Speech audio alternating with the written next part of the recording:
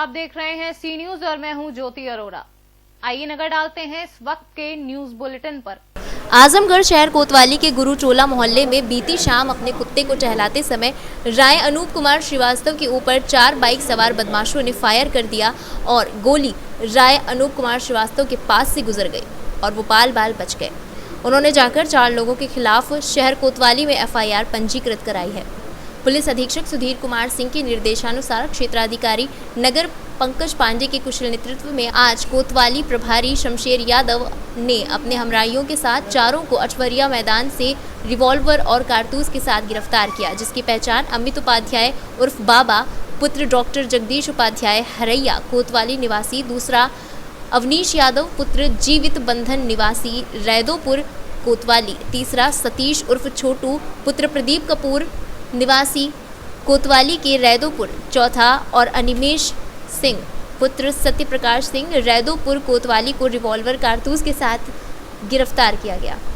देखिए, थाना कोतवाली क्षेत्र के गुरुटोला में जब एक लड़का अपने कुत्ते को टहला रहा था तो वहाँ पर 4 व्यक्ति खड़े हुए थे और उनके द्वारा इसके ऊपर फायरिंग किया गया और तत्काल इसमें कार्रवाई की गई। इंस्पेक्टर कोतवाली मौके पर पहुंचे, मुकदमा कायम किया गया। इन 4 लड़कों की पहचान की गई और चारों को रात्रि में अरेस्ट किया गया। ये एक बाबा नाम का बदमाश है जिसकी काफ़ी दिनों से सूचना मिल रही थी कि ये लोगों को डराता है, धमकाता है और इसकी तलाश में पुलिस लगी हुई थी, लेकिन ये फरार हो जाता था। ये भी इन 4 जो अभियुक्त हैं इनमें से एक ये भी है और आज ये गिरफ्तार हुआ है। चारों की तरफ गिरफ्तार हुए हैं। इनके पास से एक पिस्टल 32 बोर बरामद हुआ है, एक खोखा कारतूस बरामद हुए हैं और 2 मोटरसाइकिलें इनसे बरामद हुई है।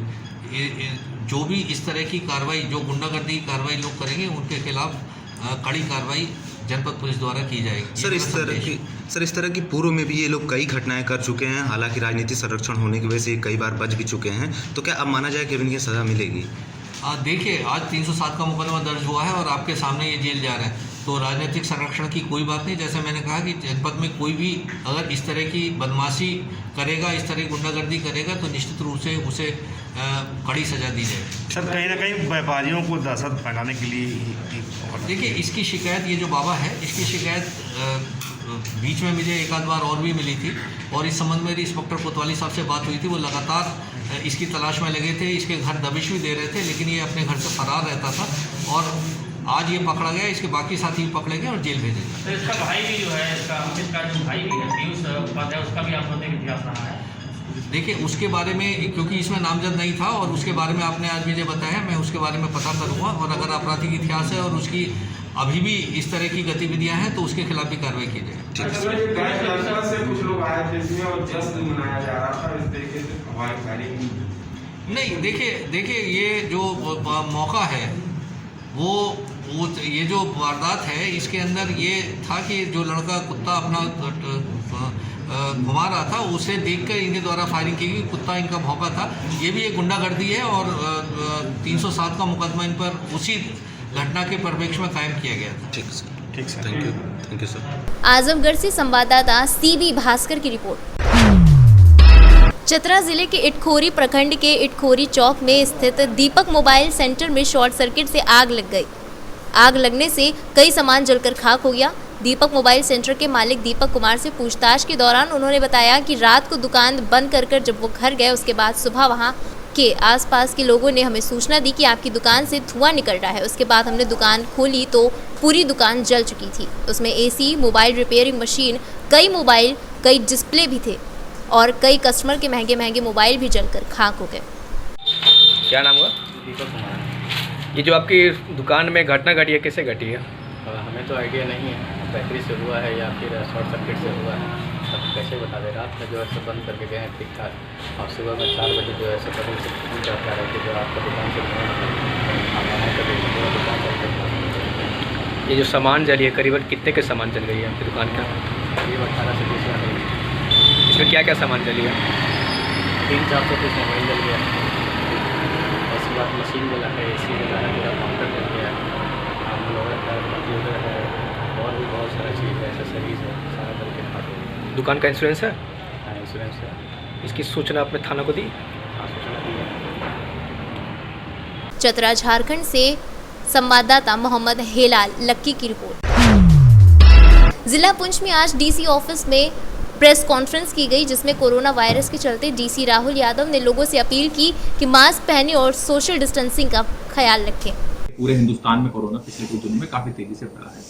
हमारे पुंछ में भी पिछले कुछ दिनों में काफ़ी केसेस आए हैं और इसमें हमारी तरफ से जो सैंपलिंग है वो भी उसको भी काफ़ी बढ़ाया गया है। हमारे जितने भी गवर्नमेंट ऑफिस हैं सब में सैंपलिंग की जा रही है और जिसमें हमारे डिफरेंट गवर्नमेंट ऑफिस में पॉजिटिव भी आए हैं, जिसमें हमारे डीसी ऑफिस में भी 15 मुलाजिम हमारे पॉजिटिव आए। इसी तरीके से एसएसपी ऑफिस में भी कुछ लोग पॉजिटिव आए और कल हमारा म्यूनसिपैलिटी में जब हमारे टेस्ट किए गए तो वहाँ पर भी हमारे 10 मुलाजिम पॉजिटिव मिले हैं। इसी तरीके से जो हमारे दूसरे हमारे जो बैंक है वहाँ पर भी कुछ हमारे जो हैं मुलाजिम पॉजिटिव आए हैं और जो भी हमारे पॉजिटिव्स हैं उनको उनका जो है एसेस करके अगर वो एसिम्प्टोमेटिक है तो उनको होम आइसोलेशन के लिए और अगर सिम्प्टोमेटिक है तो उनको कोविड केयर सेंटर में भेजा जा रहा है। और सभी लोगों से मेरी ये अपील है, सभी पुंछवासियों से मेरी ये गुजारिश है कि वो मास्क पहने, सोशल डिस्टेंसिंग के नॉर्म का फॉलो करें। अगर वो अपने बच्चों को, अपने बुजुर्गों को, सबको मोहब्बत करते हैं तो वो गवर्नमेंट की तरफ से जो हिदायत दी जा रही है उनका पालन जरूर करें ताकि वो अपने घर परिवार को सुरक्षित रख सकें। पुंछ से राजेश खजूरिया के साथ राकेश शर्मा की रिपोर्ट। रुपए के लेन देन में हुई रिटायर्ड पशु चिकित्सक कैलेश दीक्षित की हत्या का मामला, हत्या के 2 मुख्य आरोपियों को गिरफ्तार किया गया है। एसपी सुनीति ने गिरफ्तारी की जानकारी दी है। हत्या का मामला दर्ज किया गया है। तड़के सुबह सोंधे मऊ गांव के खेतों में शव मिला था। एसपी सुनीति ने जांच टीम का गठन किया है। ये घटना शहर कोतवाली क्षेत्र की है। देखिए ऐसा है, ये मृतक का नाम है कैलाश नारायण। इनकी उम्र 65-70 साल की है। ये 3 बजे अपने घर से निकले और उसके बाद इनका फ़ोन तो रिंग हुआ, परिवारजन का कहना है, लेकिन वो उठा नहीं। अच्छा, इनका एहसास परिवार वालों को शाम को हुआ 5-6 बजे के आसपास, तो वो एक्टिव हुए, इनको जगह जगह ढूंढे। 9:30-10 बजे के आसपास उन्होंने पुलिस को अप्रोच किया तो हम लोग भी एक्टिव हो गए थे और परिवार वालों ने शक उन्हीं के एक पास में एक राइस मिल है, उस राइस मिल के ओनर और उनके यहाँ जो गार्ड काम करता है उन्हीं पे शक जाहिर किया था, क्योंकि अक्सर उठना बैठना इन्हीं लोगों के साथ था और उस दिन भी ये कहकर कि उनके पास जाएंगे गए थे। उसी क्रम में मैं बताऊं कि साथ साथ एक अलर्ट और होता है कि सोंदेमो गांव, जो कि बहुत ही देहात की तरफ हमारे थाना दिव्यापुर में है, वहाँ एक गाड़ी किसी बुजुर्ग की डेड बॉडी फेंक कर निकलती है। तो गांव वालों ने बड़ी सूझबूझ दिखाकर गाड़ी का नंबर नोट कर लिया था। वहाँ जैसे दिव्यापुर पुलिस पहुंची, फोटोज वगैरह एक्सचेंज हुई तो पता चला वो कैलाश नारायण जी की ही है। और जो गाड़ी है उसको हम ट्रेस करवा पा रहे हैं उसी राइस मिल ओनर से। तो चीज़ें ऐसे कड़ी से कड़ी जुड़ती चली गई। रात में ही हमने दबिश देकर कुछ लोगों को हिरासत में लिया है, जिनसे इंटेरोगेट करके लाभप्रद जानकारी भी मिली है और मृतक का कुछ सामान वगैरह भी हम बरामद करवा पाए हैं। अभी परिवारजन से एक तहरीर आई है, उसी के क्रम में जो आगे की विधिक कार्रवाई है, पोस्टमार्टम वगैरह की प्रक्रिया हम लोग करवा रहे हैं। शाम तक एक विस्तृत प्रेस कॉन्फ्रेंस हम इसमें। औरैया से संवाददाता विनय की रिपोर्ट। उन्नाव की विकासखंड हसनगंज की बरौना नियामतपुर ग्राम पंचायत में बनी गौशाला जिले में प्रेरणा बनकर उभरी है। हम आपको बता दें, इस गौशाला ने पूरे जिले में अपनी अलग पहचान बनाई है। यहाँ के ग्राम प्रधान प्रतिनिधि दिलीप सिंह ने इस गौशाला को अत्याधुनिक बनाने की पूरी कोशिश की है। ग्राम प्रधान प्रतिनिधि दिलीप सिंह ने बताया कि खुले घूमते मवेशियों से किसानों को काफ़ी नुकसान हो रहा था और सरकार की भी प्राथमिकता थी कि गौशालाओं का निर्माण हो और उनमें आवारा मवेशियों को रखा जाए। उसी के तहत खंड विकास अधिकारी के सहयोग से इस गौशाला का निर्माण किया गया है। भैया नाम है नन्हक्के और पिताजी का पूरन। ठीक है, हम गौशाला में ये गौओं की चारा और पानी करते हैं। हम सर 2 लोग करते हैं देखभाल यहाँ, और 63 गायें हैं। 65 हैं इस समय। सर इनका जो गाँव पेशाब करती हैं उनको मैं टैंक में भरता हूँ, उलझ करके मैं टैंक में डाल देता हूँ। फिर उससे क्या होता है? फिर उसको पाँच में और उसमें मिलाया जाता है गोबर में, जिससे खाद तैयार होती है। खाद तैयार करके क्या बेचा जाता है? अभी बेची तो गई नहीं है सर। अच्छा, अभी तैयारी पे है। दूध देती हैं सर, दूध देती हैं इसमें 6 गैया, लेकिन किसी के नीचे आधा किलो है, किसी के नीचे 1 किलो है, किसी के पास बच्चा ही भर का है, तो सबको तो लगाते नहीं हैं सर। कि जो व्यवस्था है हमारे इस रूम में भरा हुआ है और प्रधान जी वहाँ से अपने घर से ट्रैक्टर से झालों में भरवा करके यहाँ लाते हैं, वो इसमें डाल देते हैं, वही हम लोग इनको डालते हैं। और हरा इन्होंने चरी बोआई रखी है करीब करीब 3-4 बीघा, उसमें लोग काटते हैं। हम शाम को इनको तो हरा चारा देते हैं, सुबह सुबह इनको हम देते हैं भूसा लेदा करके। पा रही है सर। तो आप इसके बारे में क्या कहेंगे? अब हम इसके बारे में क्या कहें, अब तो किसानों को सबको सुविधा है कि ला करके इसमें बंद कर देते थे, लेकिन जितना बजट है उतना ही अब हो चुका है। का हम सर 2 बार साफ करते हैं गोबर, एक बार सुबह जबकि 20 झौआ गोबर निकलता है सुबह सुबह, और शाम को 15 झौआ निकलता है। उसको हम सर उठा करके यही इसमें भरते हैं और घूर बने हुए हैं उसमें डालते हैं। प्रेरणा तो जो थी ये सरकार की एक महत्वाकांक्षी योजना थी कि जिससे ये जो आवारा मवेशी लोग किसानों को भी परेशान करते हैं और ये जानवर जो हैं ये कहीं ना कहीं रोड के किनारे आके दुर्घटनाग्रस्त हो जाते हैं, जिससे वाहन चालक या उस पर बैठी सवारियाँ भी जो है मतलब वो दुर्घटनाग्रस्त होती हैं और जानवरों को भी क्षति पहुँचती है। जब सरकार ने योजना शुरू की गौशाला निर्माण के मवेशी जानवरों के लिए, तब ये सरकार द्वारा जो ये योजना थी उसी के अंतर्गत मैंने इस ज़मीन का चयन किया जो हमारे पंचायत में गौशाला या पश्चर नाम से विशेष रूप से स्थायी थी, सुरक्षित थी। तो उसी मनरेगा योजना अंतर्गत और राजवित्त से इसका निर्माण किया गया। देखिए, जो आपने एक बात कही कि एक घाटे का सौदा था, तो ये सरकार की योजना है, ना कोई व्यवसाय है। इसमें घाटा और मुनाफे की कोई बातें नहीं आनी चाहिए। जब सरकार इसके लिए पैसा दे रही है और अब तो यह है कि इसका पैसा जो है वो भी टाइम से मिल जाता है, तो इसमें घाटे और मुनाफे कोई बात नहीं। दूसरी बात ये रही कि जब सरकार द्वारा एक प्रकार से योजना चलाई गई और लोगों का इसका लाभ मिले, मवेशी जानवर किसानों की फसल को बर्बाद कर देते थे। किसान लोग रात रात जो है वो अपने खेतों पे बारिश ठंडी और में फसल तकते थे, जिससे ये योजना चलने से किसानों को बहुत ही आराम मिली है। और देखिए, अभी तक तो सरकार के तरफ से बस केवल वही 30 रुपया प्रति मवेशी के हिसाब से मिलता था, जिसमें भूसा का भी पैसा निकालना होता था और इन लोगों की मजदूरी भी उसी से निकलती थी। लेकिन अब जो है खंड विकास अधिकारी जी ने कहा कि 50 जानवर पे जो है एक आदमी का रुपया राजवित्त से भुगतान किया जा सकता है। लेकिन अभी तक इसके विषय में कोई लिखित सूचना या लिखित आदेश हम लोगों को नहीं प्राप्त हुआ, जिससे भी हम इनको पैसा उसी 30 रुपये जानवर के हिसाब उसमें से बचा के इन लोगों को दे रहे हैं। हमारी गौशाला में 65 मवेशी हैं, जिसमें से 55 नर हैं और मतलब 55 मादा हैं और 10 नर हैं। और इनके द्वारा जो गोबर इकट्ठा होता है उसको इसी गौशाला की ज़मीन में, जिसमें चारा वगैरह बोया जाता है, उसमें डाल दिया जाता है और गौमूत्र से घनजीवामृत खाद बनाई जाती है, जो इसी गौशाला की ज़मीन में उपयोग किया जाता है। अभी प्लानिंग क्या जो है वो 2 तारीख को हमारे यहाँ वो विशेष सचिव मंजू लता आई थी, जिन्होंने जगह को देखते हुए पर्याप्त जगह होने के कारण खंड विकास अधिकारी को और टीन शेड व मवेशी बढ़ाने के लिए आदेश दिया है। लेकिन अभी तक इस पर कोई कार्य नहीं प्रारंभ किया गया है और ना ही अभी इसके लिए कोई लिखित रूप से आदेश हुआ है। उन्नाव से संवाददाता दीपांकर की रिपोर्ट। बबेरू तहसील क्षेत्र के ग्राम पंचायत मुसीवा में बने गौशाला में बीते दिनों में 1 दर्जन गौवंशों की बीमारी से मौत हो चुकी है। बताया जा रहा है कि गांव में बनी गौशाला में दर्जनों गौवंशों ने इलाज के अभाव में दम तोड़ा है। ग्राम प्रधान द्वारा डॉक्टर को सूचना के बाद भी इलाज के अभाव में गौवंशों की मौत का सिलसिला लगातार जारी है, जहां आए दिन एक कर गौवंश तड़प कर दम तोड़ रहे हैं। गौवंश एक अजीब सी बीमारी की चपेट में है। इस गौशाला में लगभग 300 गौवंशों को रखा गया है, जहां अब तक 1 दर्जन की मौत हो चुकी है। अच्छा, यहाँ पे कोई डॉक्टर वगैरह इलाज करने अभी यहाँ कोई नहीं आ रहा। बोल भी रहे हैं, यहाँ कोई नहीं रहा। जैसे कोई नहीं आ रहा है। हाँ। तो आप क्या चाहते हैं यहाँ पे? आप यहाँ इलाज करवाना चाहते हैं, क्या चाहते हैं? मतलब यहाँ पे गायों का इलाज हो जाए? गायों का इलाज कराना चाहते हैं। तो अभी यहाँ क्या करने जा रहे हैं भाई आप?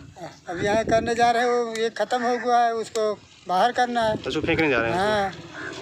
तो आपको भी डर लगता हो कि ऐसे बीमार जानवर हम उसको लेकर जाते हैं तो, है ना? हमको भी बीमारी हो सकती है। हाँ, क्योंकि इस समय बीमारी भी बहुत फैली है इसमें।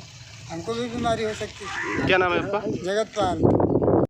हाँ, क्या है गौशाला में क्या दिक्कत है? हमारे गौशाला में पता नहीं क्या बीमारी की 10-12 गाय खत्म हो चुकी हैं और चराने पिलाने की कोई दिक्कत नहीं है, चारा पानी की भी कोई दिक्कत नहीं है। चाय की आती है फुल रहती है, पता नहीं कोई बीमारी लगी है कि तुरंत मर जाती है घंटे 1.5 घंटे में। अब तक कितनी गाय खत्म हो चुकी है? यहाँ तो 12-13 गाय खत्म हो चुकी है। अच्छा, तो यहाँ कोई डॉक्टर वगैरह अभी तक कोई इलाज करने के लिए कोई? यहाँ कोई नहीं आया। हम लोग प्रधान से भी बोल चुके हैं, प्रधान कहता है कि मैं फ़ोन करता हूँ, भाई कोई आता ही नहीं। क्या नाम है आपका? हमारा बड्डा नाम है। गौशाला में क्या परेशानी है? यहाँ ये परेशानी है कि ऑटोमेटिक बीमारी आती है। हम लोग चराते हैं, सब जाते हैं, जानवर चरा के लाते हैं, फिर ख़त्म हो जाता है। तो ये है कि कोई अधिकारी आए, इनकी जांच करे, ऐसा ना हो कि इनके साथ हमें भी कुछ हो जाए। तो कैसे होता, कैसे ख़त्म हो जाती हैं? ये जाते हैं और डोलते रहते हैं, अब इसके बाद जो है ऑटोमेटिक गिर जाते हैं, ख़त्म हो जाते हैं। अचानक खत्म? अचानक। कितने दिन में खत्म होते हैं? अरे 2 दिन 1 दिन में चटापटी होते हैं। अच्छा, तत्काल खत्म हो जाते हैं। तो क्या तो सामने की खत्म हो गई। बीमारी में क्या लक्षण समझ में आता है इसमें? क्या अभी इसका कोई ये तो नहीं बता सकता। ऐसा कुछ नहीं समझ में? नहीं, कुछ समझ में नहीं आता। ये जाते हैं, चलते चलते बस ऐसी डोले और गिर गए, खत्म हो गए। अच्छा, मतलब कोई अजीब सी बीमारी जैसे समझ में आ रही है कुछ? तो आप यहीं रहते हैं इसी में? इसी में रहते हैं, 6 लोग हैं, इसी में रहते हैं। क्या नाम है आपका? राजकुमार। बांदा से संवाददाता राम कृपाल यादव की रिपोर्ट। पताही थाना क्षेत्र के सरैया गोपाल पंचायत स्थित गुरुवार को सुबह बजरंग दल के सदस्य अमन कुमार सिंह, नम्रतेश्वर तिवारी, मधु सिंह, देवेंद्र तिवारी, अभिषेक कुमार के सहयोग से भकुरहिया टर्निंग के पास एक पिकअप पर 4 गाय, 1 बछड़ा, 1 भैंस और चालक को पकड़कर ग्रामीणों के समक्ष पुलिस को बुलाया गया और पिकअप मवेशी के साथ पशु तस्कर को पुलिस के हवाले कर दिया है। बजरंग दल के सदस्य मयंक कुमार सिंह द्वारा पशु तस्करों के विरुद्ध मामले में आवेदन दिया गया है, जिस पर मामला दर्ज कर पिकअप एवं पशु को जब्त कर पशु तस्कर को जेल भेज दिया गया है। क्या मामला है? मामला ये है कि कुछ पशु तस्कर हैं जो यहाँ गढ़ बना रखे हैं। आए दिन जो है ट्रक से, बस में, अब बताइए कि एक पिकअप में 5-5, 7-7 गाय को जो है भर के लेके जा रहे हैं। ये तस्कर लोग जो है का इतना मनोबल बढ़ गया है कि खुलेआम तस्करी कर रहे हैं। आज जो है की घटना है, सुबह 4 बजे जो है पिकअप से लदे हुए पशु तस्कर लोग जो है लेके जा रहे थे, जिसको ग्रामीण युवा लोगों ने पकड़कर, कुछ कार्यकर्ता लोगों ने पकड़कर जो है प्रशासन, स्थानीय प्रशासन को सूचना किया। स्थानीय प्रशासन जो है वहां आकर जो है उन लोगों के विरुद्ध FIR दर्ज करने का काम किया है। और मैं यही करता हूं कि ये तस्कर लोग जो है देश की अर्थव्यवस्था को कमज़ोर करने के लिए इस तरह के षड्यंत्र जो है रचते रहते हैं। चूँकि भारत नेपाल का बॉर्डर है, उस बॉर्डर क्षेत्र से भी बहुत सारे पशु की तस्करी होता है, जिसकी सूचना हमने कई बार पुलिस प्रशासन को भी दी थी। आज की जो सूचना है मिला हम लोगों को कि इस तरह से है, तो ढाका के अंदर में भी 3-4 गाय पकड़ाया है और यहाँ जो है पिकअप में पकड़ाया है, जिसकी सूचना पताही थाना प्रभारी को दे दी गई है। FIR दर्ज करा दिया गया है, ठीक है। और आगे से हम डिमांड करेंगे आप मीडिया बंधु से या आम जनता से कि जो ये राष्ट्र विरोधी गतिविधि चल रहा है, देश की अर्थव्यवस्था को कमज़ोर करने के लिए गौवंश की हत्या किया जा रहा है, गौ की हत्या किया जा रहा है, पशु की हत्या किया जा रहा है ताकि यहाँ लोगों को पौष्टिक दूध ना मिले। ये एक इंटरनेशनल कुछ चरमपंथी विचारधारा रखने वाले लोगों के द्वारा ये षड्यंत्र चलाया जा रहा है। मैं राज्य सरकार और केंद्र सरकार से भी डिमांड करूँगा कि इस पर जो है तगड़ा एक्शन ले और इन लोगों के विरुद्ध जो है कड़ी से कड़ी सजा दे। और आम लोग भी आए, पशुधन हम सब पीते हैं, सब सारे जाति सारे वर्ण के लोग जो है गाय भैंस का दूध पीते हैं। ये पशु तस्कर लोग जो है सारे पशुओं को जो है काट देंगे, इसी तरह से जो है सब खत्म कर देंगे और गौवंश की हत्या होने लगेगी, तो बताइए हम सब दूध कहाँ से पिएंगे। तो इन सब तस्करों के विरुद्ध जो है कड़ी से कड़ी कार्रवाई होनी चाहिए। मैं यही डिमांड करता हूँ। जय हिंद, जय भारत, जय राष्ट्र। मैं भानु प्रताप सिंह, सिकरहाना प्रभारी, विश्व हिंदू परिषद का। मोतिहारी से संवाददाता सतीश मिश्रा की रिपोर्ट। इस वक्त की खास खबर में बस इतना ही। देश और दुनिया की तमाम बड़ी खबरों के लिए आप देखते रहिए सी न्यूज़। हर खबर आपके साथ, आपके हाथ।